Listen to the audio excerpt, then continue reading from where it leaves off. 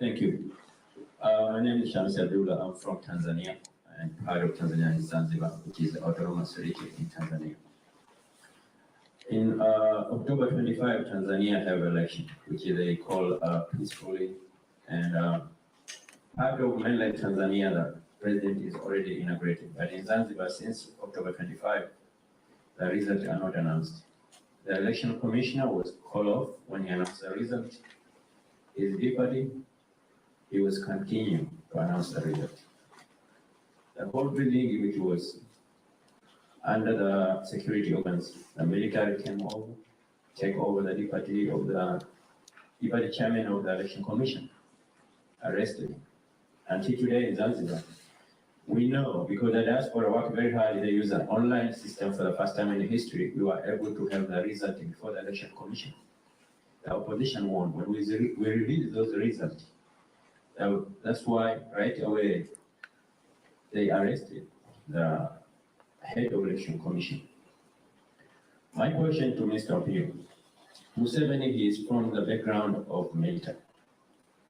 If Mbambazi is winning election, how do we know the head of the election commission won't be arrested like the way it happened in Zanzibar? And my question to the Human Rights Watch, we saw what happened in Kenya in 2007. If we are ready to prevent the violence, why don't we work on new norms, the people who really put the country in chaos? Like in Kenya, why these people are not put on ban, like travel restriction, like not allowed to be travel like overseas, like here in US or in European Union? That's my thinking now. Is I think if people in Zanzibar last 2 weeks, and the person who won the presidency, Secretary Kamali, you told people to get in the street, we will have the same situation like in Kenya. So I think the policymakers and the Human Rights Watch, it's time to work with the activists like Mr. Pio and others in East Africa. East Africa is growing economy, but it needs democracy, good governance. How are you going to have good economy? You don't have good governance. We talk about having good road, like in Mr. Uganda, he said in Uganda, people don't eat good road.